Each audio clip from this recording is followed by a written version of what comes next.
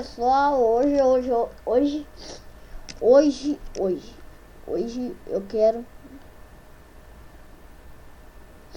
gravar um vídeo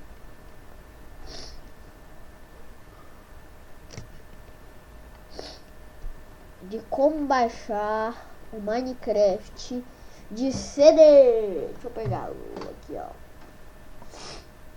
Só deixa eu achar aí. Aqui. Primeiro você vai ter que ter o CD, que custa 10 contos.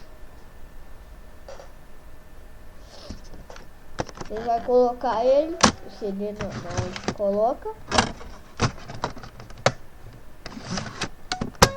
Esperar ler o CD.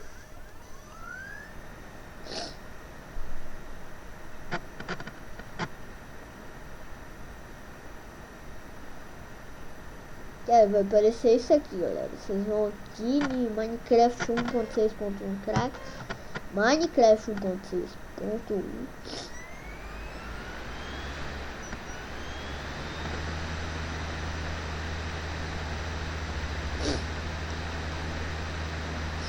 Esperar carregar.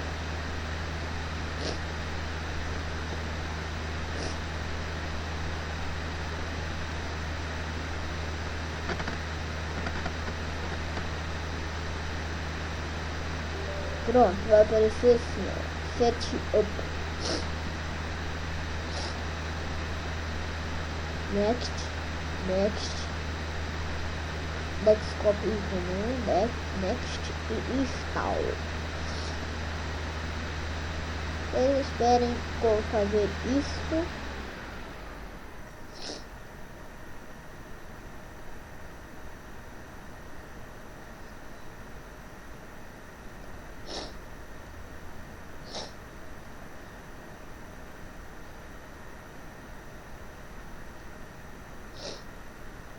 Pronto, acabou. Vocês desmarcam esta option e finish. E agora você acha o seu Minecraft. Deve estar aqui.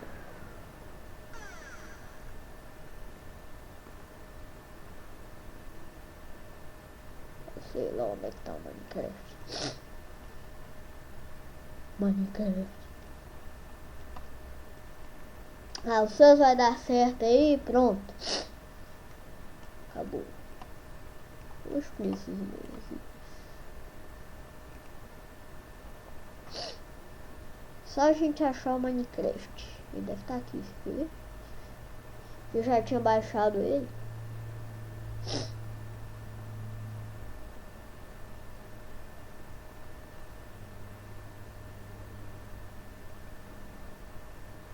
Então é isso. Seu Minecraft vai estar instalado aí do jeito que eu ensinei a vocês. Então vai ser por aqui. Espero que vocês tenham gostado e